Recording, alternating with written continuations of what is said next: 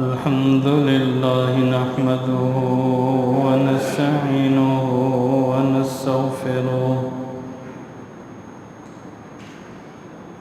ونؤمن به ونتوكل عليه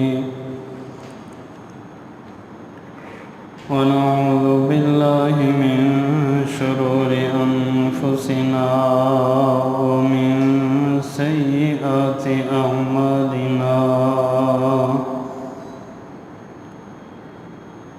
من يهده الله فلا مضل له ومن يضلله فلا هادي له ونشهد أن لا إله إلا الله وحده لا شريك له ونشهد أن سيدنا ومولانا محمدا عبده ورسوله أما بعد فإن خير الحديث كتاب الله وخير الهدي هدي محمد صلى الله عليه وسلم وشر الأمور محدثاتها وكل محدثة بدعة وكل بدعة ضلالة وكل ضلالة في النار. قال الله تبارك وتعالى في كلامه المجيد والفرقان الحميد: أعوذ بالله من الشيطان الرجيم من همزه ونفخه ونفثه. بسم الله الرحمن الرحيم. ولا تكونوا كالتي نقضت غزلها من بعد قوة أنكاثا تتخذون أيمانكم دخلا بينكم أن تكون أمة هي أربى من أمة إنما يبلوكم الله به وليبينن لكم يوم القيامة ما كنتم فيه تختلفون. اللهم صل على محمد وعلى آل محمد كما صليت على إبراهيم وعلى آل إبراهيم إنك حميد مجيد. اللهم بارك على محمد وعلى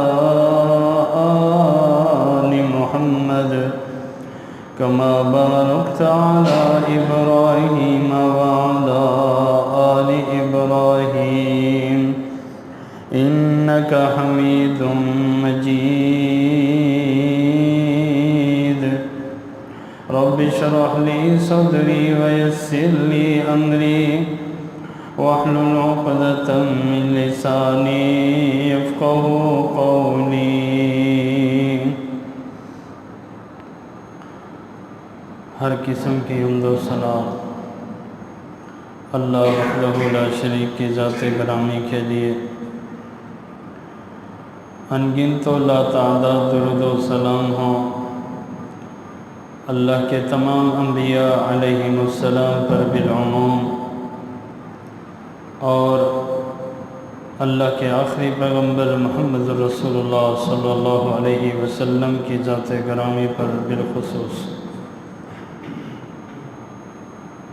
سامعین محترم، اللہ تعالیٰ کا یہ مہمان مہینہ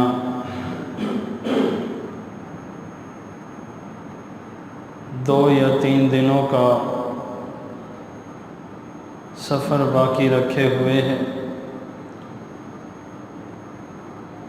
اور ہم میں سے ہر شخص کو اچھی طرح سے معلوم ہے کہ ہم نے اس ماہ مبارک سے کتنا فائدہ حاصل کیا۔ نبی کریم صلی اللہ علیہ وسلم ارشاد فرماتے ہیں، انما الاعمال بالخواتیم۔ صحیح بخاری میں ایک حدیث ہے، انما الاعمال بالنیات، تمہارے اعمال کا دار و مدار انحصار تمہاری نیتوں پر ہے۔ اور اس حدیث میں فرمایا انما الاعمال بالخواتیم، تمہارے اعمال کا دار و مدار خاتمے پر بھی ہے۔ اختتام اچھا ہو تو پیچھے گزری ہوئی کمیاں اور کوتاہیاں اللہ ویسے ہی معاف فرما دیتے ہیں۔ نبی کریم صلی اللہ علیہ وسلم پر کلام پاک نازل ہو رہا ہے، اور اللہ تعالیٰ نے اس میں ایک عورت کی مثال بیان فرمائی ہے کہ وَلَا تَكُونُوا كَالَّتِي نَقَضَتْ غَزْلَهَا مِن بَعْدِ قُوَّةٍ أَنْكَاثًا، کہ تم اس عورت کی طرح نہ بن جانا جس نے بڑی محنت اور مضبوطی کے ساتھ دھاگے کو کاتا۔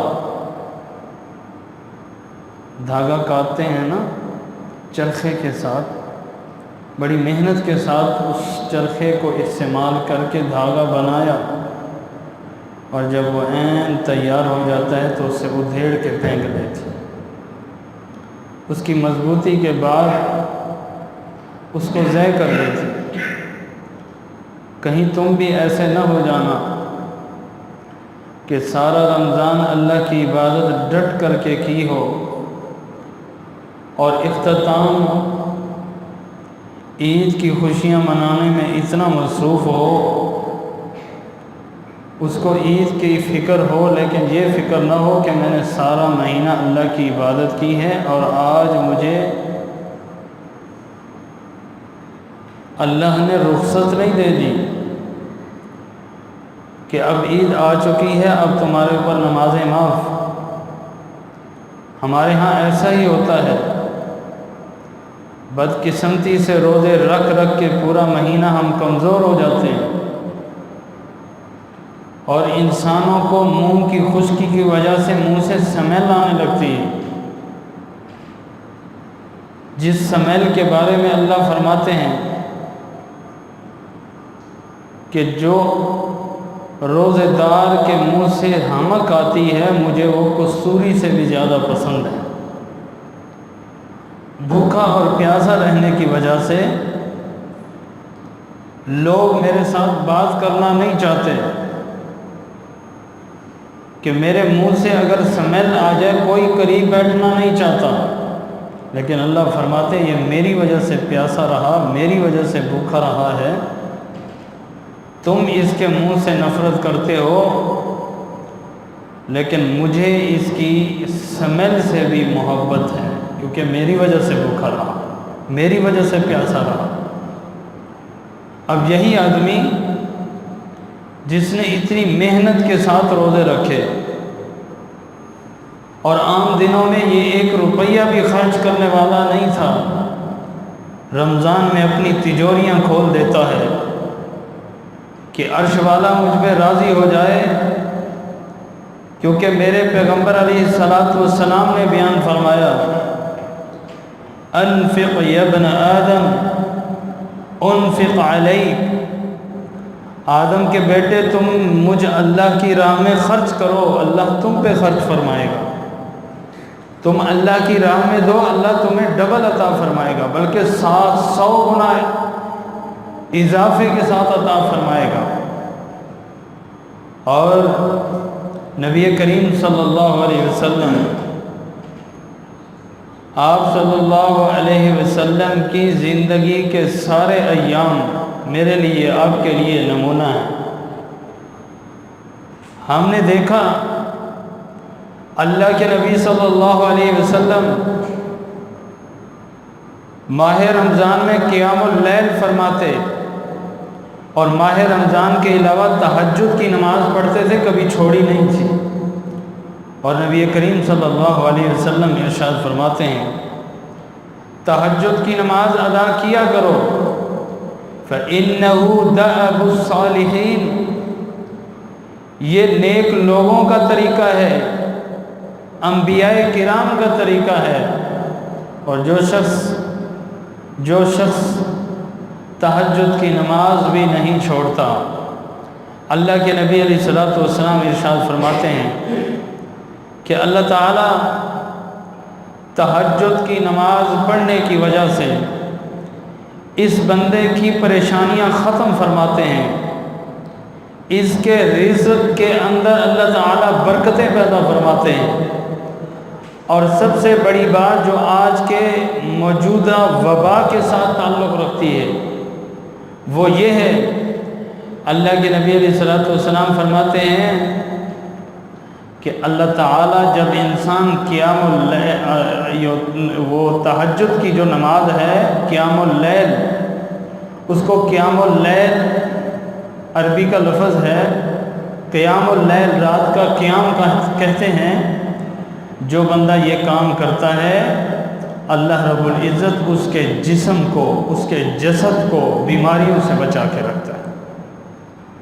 بیماریوں سے بچو، قیام اللیل کا ساری زندگی انتخاب کرو، اور پھر دیکھو اللہ رب العزت کیسے بیماریوں سے ہم سب کے جسموں کو محفوظ فرماتے ہیں۔ ہماری حالت قیام اللیل ہم کیا کریں گے؟ ہم پورا رمضان نماز تراویح مکمل ادا کرتے ہیں، روزے پورے رکھتے ہیں، لیکن حالت کیا ہوتی ہے؟ عید کے دن عید نماز ہی نصیب ہوتی ہے، باقی کوئی نماز نصیب نہیں ہوتی۔ کہاں جائیں گے ہم؟ اللہ کے نبی فرماتے ہیں انما الاعمال بالخواتیم، لوگوں تمہارے اعمال کا دار و مدار خاتمے پر ہے۔ جس کا خاتمہ اچھا ہوگا اس کی پچھلی ساری زندگی کی کوتاہیاں ویسے ہی اللہ معاف فرما دے گا۔ جس کا خاتمہ ہی صحیح نہ ہو، نبی کریم علیہ الصلوۃ والسلام ارشاد فرماتے ہیں ایک شخص دنیا کے اندر نیک اعمال کرتا رہتا ہے، ساری زندگی نیک اعمال کرتا ہے، لیکن اس بدقسمت کی حالت یہ ہے عین موت کے قریب جب پہنچتا ہے، زندگی کے آخری ایام پہ جب پہنچتا ہے تو جنتوں والے عمل چھوڑ کر کے ایسے اعمال شروع کر دیتا ہے کہ اللہ اس کو جہنم میں پھینک دیتے ہیں۔ اور ایک وہ خوش نصیب ہے جس نے ساری زندگی برائیاں کی ہیں، ساری زندگی اللہ کی نافرمانیوں میں گزار دی، اور آج اللہ نے اس کو توفیق دی ہے، یہ توبہ کر کے سیدھے راستے پہ آ جاتا ہے، جہنم کی طرف جا رہا ہوتا ہے، اللہ توبہ کی توفیق دیتے ہیں، نیک اعمال شروع کر دیتا ہے، موت قریب پہنچ جاتی ہے، مر جاتا ہے، اللہ کے نبی فرماتے ہیں سیدھا فلیٹ جنت میں۔ کیفل نام کا وہ شخص، یہی مثال ہی آپ لے لیں کہ ساری زندگی برائیوں کا ارتکاب کرنے والا جب زندگی کے آخری ایام میں پہنچا اور حالت یہ ہے کہ گناہ کے قریب پہنچتا ہے، عورت کی تھرتھراہٹ کو دیکھا، اس کے اندر رب کے خوف کو دیکھا، وَأَمَّا مَنْ خَافَ مَقَامَ رَبِّهِ وَنَهَى النَّفْسَ عَنِ الْهَوَىٰ فَإِنَّ الْجَنَّةَ هِيَ الْمَأْوَىٰ۔ یہ اللہ کا اعلان ہے، جو بندہ اپنے رب کے سامنے کھڑے ہونے سے ڈر جاتا ہے، جنت ہی اس کا ٹھکانہ ہے۔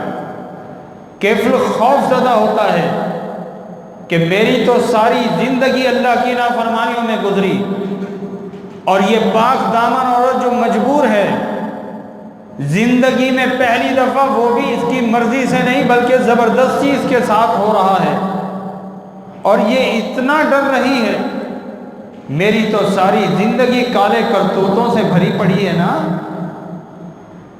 یہ اتنا خوف زدہ اس وقت اس گناہ سے پیچھے ہٹتا ہے اور اللہ سے سچے دل سے توبہ کرتا ہے۔ اب آپ دیکھ لیں، ساری زندگی گناہوں سے اٹی ہوئی، لیکن جب عین موت کے وقت اللہ کا خوف نصیب ہوتا ہے، وَمَن يَتَّقِ اللَّهَ يَجْعَل لَّهُ مَخْرَجًا وَيَرْزُقْهُ مِنْ حَيْثُ لَا يَحْتَسِبُ، اور مقام پہ فرمایا وَمَن يَتَّقِ اللَّهَ يَجْعَل لَّهُ مِنْ أَمْرِهِ يُسْرًا۔ اللہ رب العزت جو بندہ اللہ سے ڈر جاتا ہے، خوف زدہ ہو جاتا ہے، اللہ کی ملاقات کے متعلق پریشان ہو جاتا ہے اور اس کی تیاری میں مصروف ہو جاتا ہے، اللہ فرماتا ہے میں اس کی پریشانیوں کو بھی ختم کرتا ہوں اور رزق بھی ایسی جگہ سے دیتا ہوں اس کو گمان بھی نہیں ہوتا۔ اور دوسری آیت میں وَيَجْعَل لَّهُ مِنْ أَمْرِهِ يُسْرًا، اس کے معاملات کو اللہ تعالیٰ آسانیوں کی طرف تبدیل فرما دیتے ہیں، مشکلات ختم ہو جاتی ہیں، اس کے معاملات کو اللہ آسان فرماتے ہیں جو بندہ اللہ سے ڈرتا ہے۔ قبر بھی آسان ہے، حشر کا دن بھی آسان ہے۔ نبی کریم صلی اللہ علیہ وسلم ارشاد فرماتے ہیں، صحیح بخاری کی حدیث، ایک شخص نے 100 قتل کیے ہوئے ہیں، اختتام کی بات میں کر رہا تھا، زندگی قاتلوں کی صفوں کے اندر گزاری، بندوں کو قتل کرنا اس کا شیوا ہے، کبھی نماز پڑھ کے نہیں دیکھی، روزہ رکھ کے نہیں دیکھا، ساری زندگی نافرمانی میں گزارنے والا، لیکن 100 بندوں کو قتل کرنے کے باوجود بھی بخشش کا راستہ ڈھونڈ رہا ہے۔ یارا میرا یہ راستہ بہت غلط ہے، میں ایسے راستے کی طرف کیوں نہیں جاتا جہاں مجھے بخشش ملے، جہاں مجھے مغفرت ملے۔ ابھی توبہ کے دروازے کی طرف سفر کیا ہے، توبہ کی طرف جا رہا ہے، اس کی نیت کے خلوص کو دیکھ کر اللہ نے پہلے سے ہی گناہ معاف کر دی۔ سارا رمضان روزے رکھنے والوں، اگر عید کے دن نماز نصیب نہیں ہوئی ہے تو سمجھ لو آپ نے اپنی عبادت کا بیڑا غرق کر دیا۔ عید کے دن نماز نہیں پڑھتا، شلواریں ٹخنوں سے نیچے ہیں اور پورا مہینہ داڑھی کو چھوڑ کے رکھتا ہے، جب پہلی رات اللہ اکبر چاند رات ہوتی ہے نائی کے پاس پہنچ کے پہلا کام یہی کرتا ہے کہ سنت کو تباہ کر۔ اور جو شخص داڑھی نہیں رکھتا اس کا اپنا فعل ہے، لیکن جو شخص داڑھی رکھ کے اس کو کٹواتا ہے اور وہ سمجھتا ہے کہ میں نے ایک روزہ بھی نہیں چھوڑا، میرے بھائیوں داڑھی رکھنا کوئی فرض عین نہیں ہے، لیکن اللہ کے نبی کے تاکیدی الفاظ ضرور موجود ہیں۔ اللہ کے نبی فرماتے ہیں چھوڑ دو اس بیچارے کو، اس کو چھوڑ دو، کیا بگاڑتی ہے یہ تمہارے چہرے کا، مونچھوں کو کٹاؤ، داڑھی کو بڑھاؤ، اور ہم پورا مہینہ اس کو چھوڑ دیتے ہیں، جب عین روزے ختم ہوتے ہیں روزے بھی ختم اور نیکی بھی ختم۔ محترم بھائیوں اختتام کو بہتر بناؤ، جب اختتام اچھا ہوگا روزوں کے دوران ہونے والی کوتاہیوں کو اللہ معاف فرما دیں گے۔ اور جاتے جاتے آخر میں صدقۃ الفطر، ہم سب نے روزے رکھے ہیں نا، روزے کے اندر لغویات بھی ہوتی ہیں، کسی کی غیبت بھی ہوتی ہے، کسی کا گلہ بھی ہوتا ہے، کسی کو گالی بھی دے بیٹھتا ہے، اور حتیٰ کہ اللہ کے نبی علیہ الصلوۃ والسلام ارشاد فرماتے ہیں من لم يدع قول الزور فليس لله حاجة ان يدع طعامه وشرابه، جو شخص روزوں کے باوجود بھی جھوٹ کو نہیں چھوڑتا ہے، جھوٹ بولتا بولتا زندگی بسر کر دیتا ہے۔ قاری صاحب ہم کیا کریں؟ ہم جب تک جھوٹ نہ بولیں ہمارا مال بکتا ہی نہیں ہے۔ قاری صاحب ہم مجبور ہیں، ہم جھوٹ نہ بولیں، گاہک کبھی ہم سے راضی ہی نہیں ہوتا ہے۔ میرے محترم بھائیوں، اللہ کے پیارے پیغمبر علیہ السلام ارشاد فرماتے ہیں، اللہ تعالیٰ جنت میں اس بندے کا محل تیار فرماتے ہیں جو بندہ مذاق میں بھی جھوٹ نہیں بولتا ہے، مذاق میں بھی جھوٹ نہیں بولتا، محل تیار ہوتا ہے اس بندے کا جنت کے اندر۔ اور آنے والے آئے، اللہ کے نبی کے ساتھ ایک عورت کے گھر میں دعوت ہے، عورت نے سمجھا کہ میرا بچہ اللہ کے نبی کے ساتھ بیٹھا ہے صلی اللہ علیہ وسلم، اور کہیں کھانا کم نہ پڑ جائے، یا یہ سوچ کر کے اس کو بلایا کہ یہ اللہ کے نبی کے ساتھ کھانا نہ شروع ہو جائے، میں اس کو علیحدہ بٹھاؤں گی، بچہ ہے۔ بچے کو کہتی ہے میرے پاس آ جاؤ، تمہیں کھجوریں یا کوئی فلاں چیز تمہیں دوں گی۔ نبی علیہ السلام فرماتے ہیں کیا تیرے پاس وہ چیز ہے جس کا تم نے اس کو جھانسا دیا ہے، جس کے بارے میں تم نے اس سے وعدہ کیا ہے، وہ چیز تو اس کو دے گی بھی صحیح کہ نہیں؟ اور اگر تو نے اس کو مجھ سے ہٹا لیا اپنے پاس بلا کے، پھر وہ چیز جو اس کو کہی ہے نہیں دے گی، تو قیامت کے دن تجھے جھوٹی عورتوں میں شمار کیا جائے گا۔ ایک عورت اپنے سگے بچے سے بھی جھوٹ بولے، اس کا بھی مواخذہ ہے قیامت کے دن۔ اور ہم روزوں کے دوران یہ عقیدہ بنائیں کہ جناب ہم جب تک جھوٹ نہ بولیں گاہک ہم سے مطمئن نہیں ہوتا ہے۔ اس رمضان کی بات میں کہہ رہا ہوں، کپڑے لینے کے لیے ہم بازار میں جاتے ہیں، ایک عورت نے کپڑا پسند کیا، دکاندار کہتا ہے بی بی اس کپڑے کا ریٹ 950 روپے ہے، اور اللہ کی قسم مجھے یہ 900 روپے میں ملا ہے، صرف 50 روپے بچا کے دے رہا ہوں، یہ عینی شاہد ہوں، میں اس وقت موجود تھا، یہ میں روزے داروں کی بات کر رہا ہوں، اور بدقسمتی سے ایسے شخص کی بات کر رہا ہوں جس کی سنت کے مطابق داڑھی بھی لمبی تھی۔ کہتا ہے بی بی یہ 950 روپے کا دوں گا، کیونکہ 900 کا مجھے پڑا ہے۔ اب جب وہ عورت نہیں لیتی ہے، باہر جانے لگی تو اس کو کہتا ہے 800 روپے میں لے جا، 100 روپے میں پلے سے ڈالتا ہوں، اس کا ماموں لگتا ہے، اتنے لاک ڈاؤن کے بعد تیری دکان کھلی اور پھر بھی تو 100 روپے سخاوت کر رہا ہے۔ روزوں کا بھی بیڑا غرق کر دیا، نمازوں کا بھی بیڑا غرق کر دیا۔ یاد رکھنا جتنے بھی تاجر بیٹھے ہو، چیز کو آپ بیچو، اس کے بیچنے کے لیے منافع کی حدیث میں کوئی حد مقرر نہیں ہے۔ آپ 1 روپے کی چیز 2 روپے میں بیچو گے، وہ ظلم ضرور ہے، زیادتی ضرور ہے، لیکن اس کو ممنوع نہیں قرار دیا جا سکتا کہ اس کی حد مقرر ہے۔ زیادتی نہ کرو کسی کے ساتھ، ایک چیز آپ کو 1 روپے میں ملی ہے، اس کو چلو 1.5 روپے کی بیچو، کسی کے ساتھ زیادتی نہ کرو۔ لیکن اگر آپ اس کو بیچنا چاہتے ہیں تو تاجروں کے لیے ایک نسخہ بتا رہا ہوں، کبھی آپ اپنے سودے کی خرید مت بتایا کرو۔ جب آپ خرید بتاتے ہو کہ میری اتنے میں خرید ہے، گاہک مطمئن نہ ہو تو جھوٹ بولنا پڑتا ہے۔ جھوٹ سے بچنے کے لیے بھائی مجھے جتنے میں آئی ہے بس مجھے اتنے میں بیچنی ہے، آپ نے لینی ہے یہ چیز لے جاؤ، نہیں لینی ہے میری دکان میں پڑی ہے مجھے اچھی لگ رہی ہے۔ یہ ہے طریقہ کاروبار کا۔ آپ جھوٹ سے بھی بچ جاؤ گے اور حلال روزی بھی آپ کو نصیب ہوگی۔ کیوں کہتے ہو کہ مجھے 850 روپے میں پڑا ہے جبکہ وہ آپ نے 600 روپے میں خریدا ہوتا ہے؟ جھوٹ بھی بول گئے، کاروبار میں بے برکتی بھی پیدا ہو گئی اور روزوں کا بھی بیڑا غرق ہو گیا۔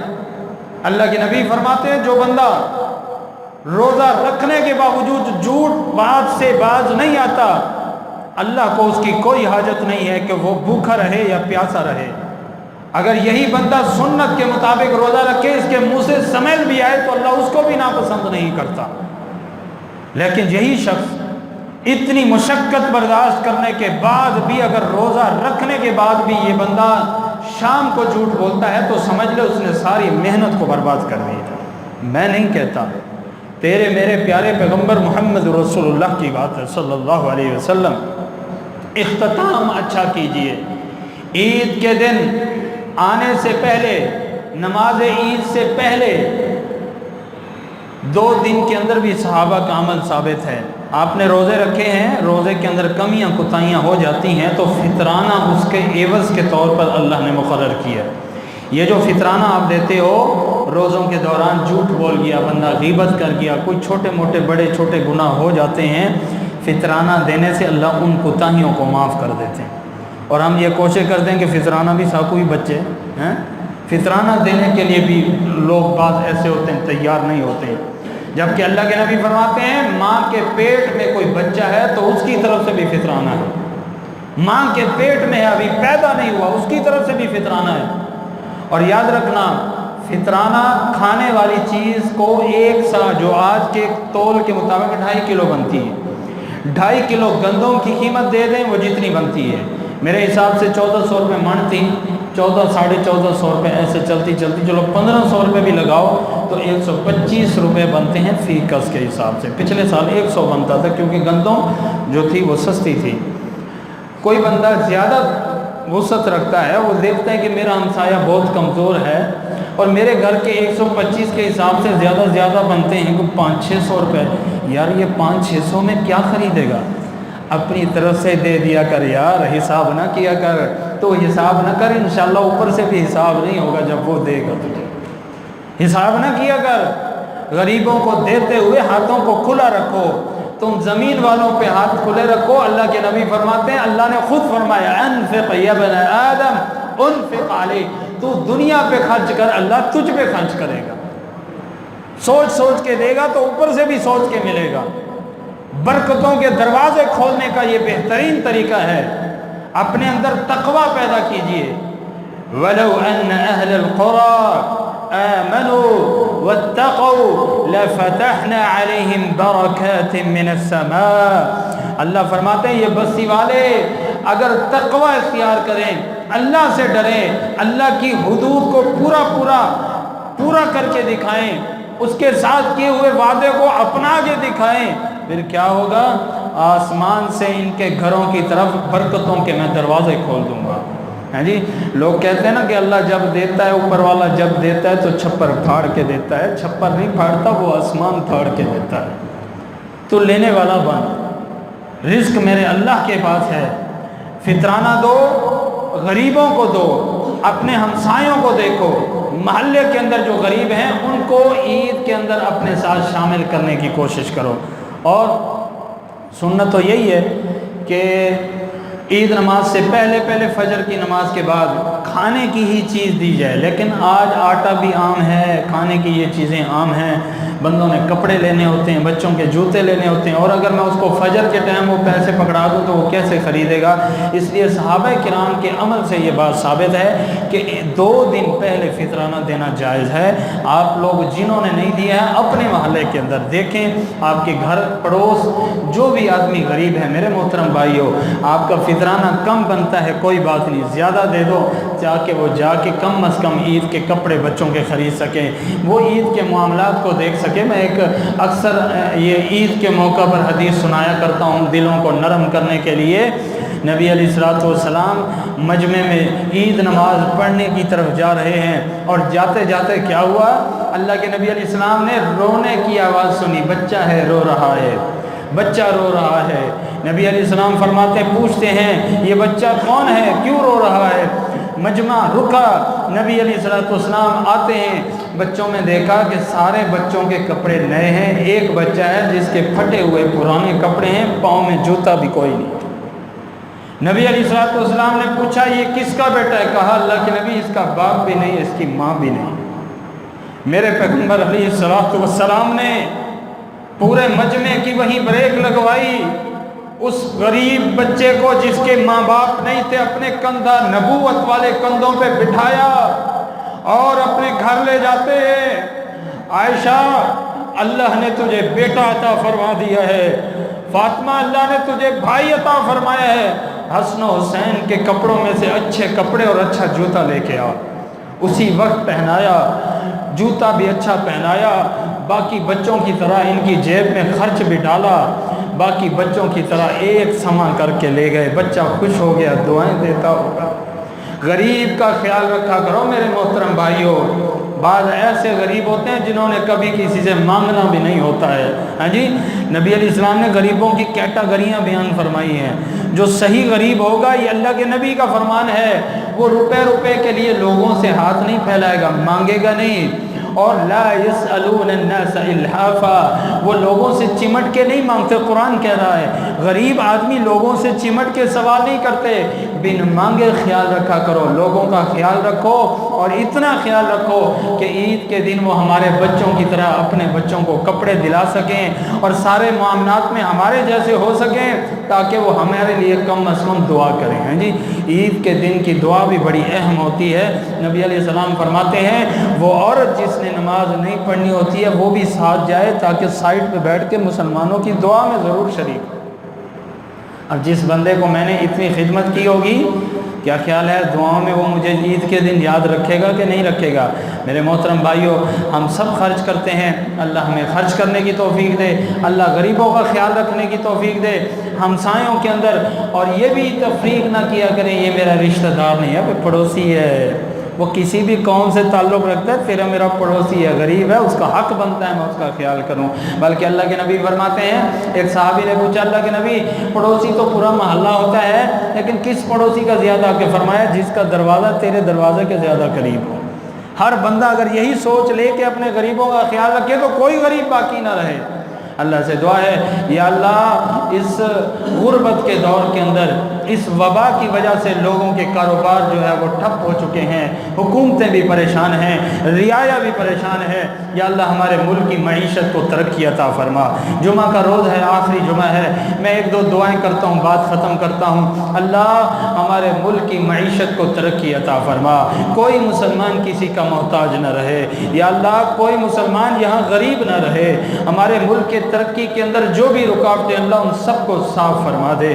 یا اللہ ہم سب مسلمانوں کو ایک دوسرے کا بھائی بھائی بنا، ایک دوسرے کا خیال رکھنے والا بنا، ایک دوسرے کے معاملات کو دیکھنے والا بنا. یا اللہ ہم سب مسلمانوں کو کسی کا محتاج نہ کر، نہ منجے کا محتاج کر، نہ بندے کا محتاج کر. ہر مسلمان کو اپنی رحمت کے خزانوں سے بے پرواہ کر دے. یا اللہ ہم سب کو قرضوں سے نجات عطا فرما، ہمارے ملک کو بھی قرضوں سے نجات عطا فرما.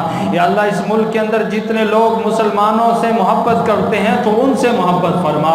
یا اللہ جو ان کے خلاف سازشیں کرتے ہیں اللہ تو ان کو ہدایت عطا فرما. لا الہ الا انت سبحانک انا کنا من الظالمین. سبحان ربک رب العزة عما یصفون والسلام علی المرسلین والحمد للہ.